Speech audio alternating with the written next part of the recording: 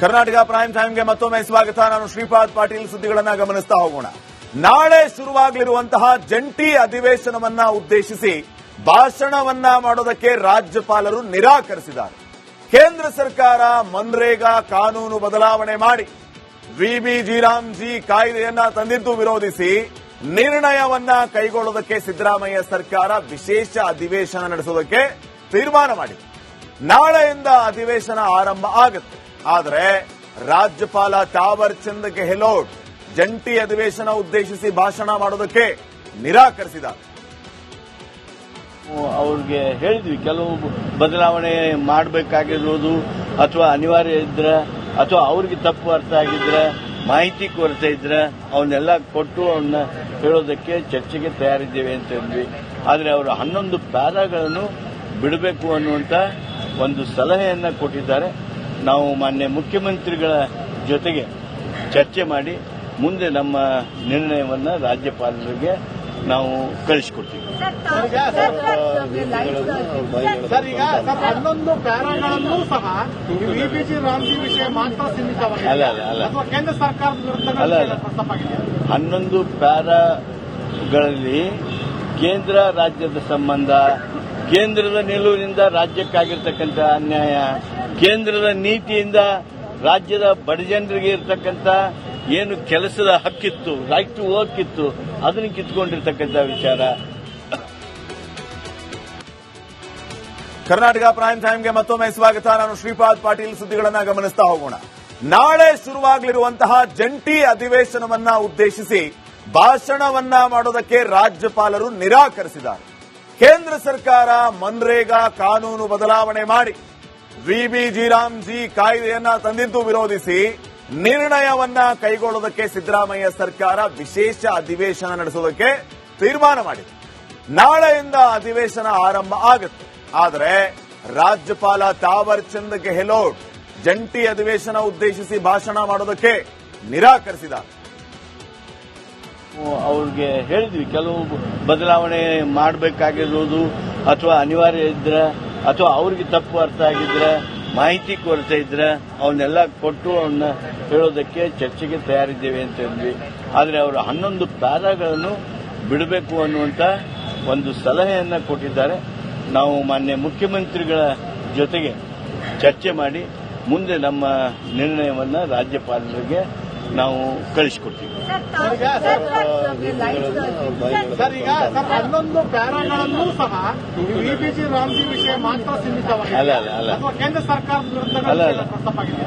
11 ಪ್ಯಾರಾಗಳಲ್ಲಿ ಕೇಂದ್ರ ರಾಜ್ಯದ ಸಂಬಂಧ, ಕೇಂದ್ರದ ನಿಲುವಿನಿಂದ ರಾಜ್ಯಕ್ಕಾಗಿರ್ತಕ್ಕಂಥ ಅನ್ಯಾಯ, ಕೇಂದ್ರದ ನೀತಿಯಿಂದ ರಾಜ್ಯದ ಬಡಜನರಿಗೆ ಇರತಕ್ಕಂಥ ಏನು ಕೆಲಸದ ಹಕ್ಕಿತ್ತು, ರೈಟ್ ಟು ವರ್ಕ್ ಇತ್ತು, ಅದನ್ನು ಕಿತ್ಕೊಂಡಿರ್ತಕ್ಕಂಥ ವಿಚಾರ. ಕರ್ನಾಟಕ ಪ್ರೈಮ್ ಟೈಮ್ಗೆ ಮತ್ತೊಮ್ಮೆ ಸ್ವಾಗತ. ನಾನು ಶ್ರೀಪಾದ್ ಪಾಟೀಲ್. ಸುದ್ದಿಗಳನ್ನ ಗಮನಿಸ್ತಾ ಹೋಗೋಣ. ನಾಳೆ ಶುರುವಾಗಲಿರುವಂತಹ ಜಂಟಿ ಅಧಿವೇಶನವನ್ನ ಉದ್ದೇಶಿಸಿ ಭಾಷಣವನ್ನ ಮಾಡೋದಕ್ಕೆ ರಾಜ್ಯಪಾಲರು ನಿರಾಕರಿಸಿದ್ದಾರೆ. ಕೇಂದ್ರ ಸರ್ಕಾರ ಮನ್ರೇಗಾ ಕಾನೂನು ಬದಲಾವಣೆ ಮಾಡಿ ವಿಬಿಜಿ ರಾಮ್ಜಿ ಕಾಯ್ದೆಯನ್ನ ತಂದಿದ್ದು ವಿರೋಧಿಸಿ ನಿರ್ಣಯವನ್ನ ಕೈಗೊಳ್ಳೋದಕ್ಕೆ ಸಿದ್ದರಾಮಯ್ಯ ಸರ್ಕಾರ ವಿಶೇಷ ಅಧಿವೇಶನ ನಡೆಸೋದಕ್ಕೆ ತೀರ್ಮಾನ ಮಾಡಿದೆ.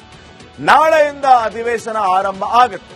ಆದರೆ ರಾಜ್ಯಪಾಲ ತಾವರ್ ಚಂದ್ ಗೆಹ್ಲೋಟ್ ಜಂಟಿ ಅಧಿವೇಶನ ಉದ್ದೇಶಿಸಿ ಭಾಷಣ ಮಾಡೋದಕ್ಕೆ ನಿರಾಕರಿಸಿದ್ದಾರೆ.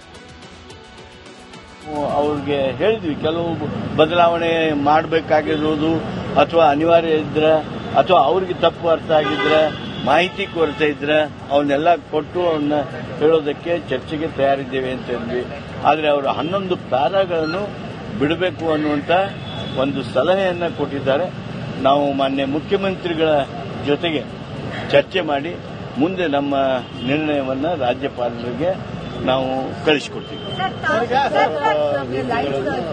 ಸರ್, ಈಗ 11 ಪ್ಯಾರಾಗಳನ್ನು ಸಹ ವಿಬಿಜಿ ರಾಮ್ಜಿ ವಿಷಯ ಮಾತ್ರ ಸೀಮಿತವಾಗಿದೆ ಅಥವಾ ಕೇಂದ್ರ ಸರ್ಕಾರದ ವಿರುದ್ಧ ಪ್ರಸ್ತಾಪ ಆಗಿದೆ? 11 ಪ್ಯಾರಾಗಳಲ್ಲಿ ಕೇಂದ್ರ ರಾಜ್ಯದ ಸಂಬಂಧ, ಕೇಂದ್ರದ ನಿಲುವಿನಿಂದ ರಾಜ್ಯಕ್ಕಾಗಿರ್ತಕ್ಕಂಥ ಅನ್ಯಾಯ, ಕೇಂದ್ರದ ನೀತಿಯಿಂದ ರಾಜ್ಯದ ಬಡಜನರಿಗೆ ಇರತಕ್ಕಂಥ ಏನು ಕೆಲಸದ ಹಕ್ಕಿತ್ತು, ರೈಟ್ ಟು ವರ್ಕ್ ಇತ್ತು, ಅದನ್ನು ಕಿತ್ಕೊಂಡಿರ್ತಕ್ಕಂಥ ವಿಚಾರ. ಕರ್ನಾಟಕ ಪ್ರೈಮ್ ಟೈಮ್ಗೆ ಮತ್ತೊಮ್ಮೆ ಸ್ವಾಗತ. ನಾನು ಶ್ರೀಪಾದ್ ಪಾಟೀಲ್. ಸುದ್ದಿಗಳನ್ನ ಗಮನಿಸ್ತಾ ಹೋಗೋಣ. ನಾಳೆ ಶುರುವಾಗಲಿರುವಂತಹ ಜಂಟಿ ಅಧಿವೇಶನವನ್ನ ಉದ್ದೇಶಿಸಿ ಭಾಷಣವನ್ನ ಮಾಡೋದಕ್ಕೆ ರಾಜ್ಯಪಾಲರು ನಿರಾಕರಿಸಿದ್ದಾರೆ. ಕೇಂದ್ರ ಸರ್ಕಾರ ಮನ್ರೇಗಾ ಕಾನೂನು ಬದಲಾವಣೆ ಮಾಡಿ ವಿಬಿಜಿ ಕಾಯ್ದೆಯನ್ನ ತಂದಿದ್ದು ವಿರೋಧಿಸಿ ನಿರ್ಣಯವನ್ನ ಕೈಗೊಳ್ಳುವುದಕ್ಕೆ ಸಿದ್ದರಾಮಯ್ಯ ಸರ್ಕಾರ ವಿಶೇಷ ಅಧಿವೇಶನ ನಡೆಸೋದಕ್ಕೆ ತೀರ್ಮಾನ ಮಾಡಿದೆ. ನಾಳೆಯಿಂದ ಅಧಿವೇಶನ ಆರಂಭ ಆಗುತ್ತೆ. ಆದರೆ ರಾಜ್ಯಪಾಲ ತಾವರ್ ಚಂದ್ ಗೆಹ್ಲೋಟ್ ಜಂಟಿ ಅಧಿವೇಶನ ಉದ್ದೇಶಿಸಿ ಭಾಷಣ ಮಾಡೋದಕ್ಕೆ ನಿರಾಕರಿಸಿದ್ದಾರೆ. ಅವ್ರಿಗೆ ಹೇಳಿದ್ವಿ, ಕೆಲವು ಬದಲಾವಣೆ ಮಾಡಬೇಕಾಗಿರೋದು ಅಥವಾ ಅನಿವಾರ್ಯ ಇದ್ರೆ ಅಥವಾ ಅವ್ರಿಗೆ ತಪ್ಪು ಅರ್ಥ ಆಗಿದ್ರೆ ಮಾಹಿತಿ ಕೊರತೆ ಇದ್ರೆ ಅವನ್ನೆಲ್ಲ ಕೊಟ್ಟು ಅವನ್ನ ಹೇಳೋದಕ್ಕೆ ಚರ್ಚೆಗೆ ತಯಾರಿದ್ದೇವೆ ಅಂತ ಹೇಳಿದ್ವಿ. ಆದರೆ ಅವರು 11 ಪ್ಯಾರಾಗಳನ್ನು ಬಿಡಬೇಕು ಅನ್ನುವಂತ ಒಂದು ಸಲಹೆಯನ್ನ ಕೊಟ್ಟಿದ್ದಾರೆ. ನಾವು ಮಾನ್ಯ ಮುಖ್ಯಮಂತ್ರಿಗಳ ಜೊತೆಗೆ ಚರ್ಚೆ ಮಾಡಿ ಮುಂದೆ ನಮ್ಮ ನಿರ್ಣಯವನ್ನ ರಾಜ್ಯಪಾಲರಿಗೆ ನಾವು ಕಳಿಸಿಕೊಡ್ತೀವಿ. ಸರ್, ಈಗ 11 ಪ್ಯಾರಾಗಳನ್ನೂ ಸಹ ವಿಬಿಜಿ ರಾಮ್ಜಿ ವಿಷಯ ಮಾತ್ರ ಸೀಮಿತವಾಗಿದೆ. ಅಥವಾ ಕೇಂದ್ರ ಸರ್ಕಾರದ ವಿರುದ್ಧ ಪ್ರಸ್ತಾಪ ಆಗಿದೆ. 11 ಪ್ಯಾರಾಗಳಲ್ಲಿ ಕೇಂದ್ರ ರಾಜ್ಯದ ಸಂಬಂಧ, ಕೇಂದ್ರದ ನಿಲುವಿನಿಂದ ರಾಜ್ಯಕ್ಕಾಗಿರ್ತಕ್ಕಂಥ ಅನ್ಯಾಯ, ಕೇಂದ್ರದ ನೀತಿಯಿಂದ ರಾಜ್ಯದ ಬಡಜನರಿಗೆ ಇರತಕ್ಕಂಥ ಏನು ಕೆಲಸದ ಹಕ್ಕಿತ್ತು, ರೈಟ್ ಟು ವರ್ಕ್ ಇತ್ತು, ಅದನ್ನು ಕಿತ್ಕೊಂಡಿರ್ತಕ್ಕಂಥ ವಿಚಾರ.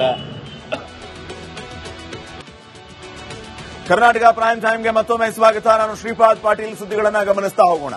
ನಾಳೆ ಶುರುವಾಗಲಿರುವಂತಹ ಜಂಟಿ ಅಧಿವೇಶನವನ್ನ ಉದ್ದೇಶಿಸಿ ಭಾಷಣವನ್ನ ಮಾಡೋದಕ್ಕೆ ರಾಜ್ಯಪಾಲರು ನಿರಾಕರಿಸಿದ್ದಾರೆ.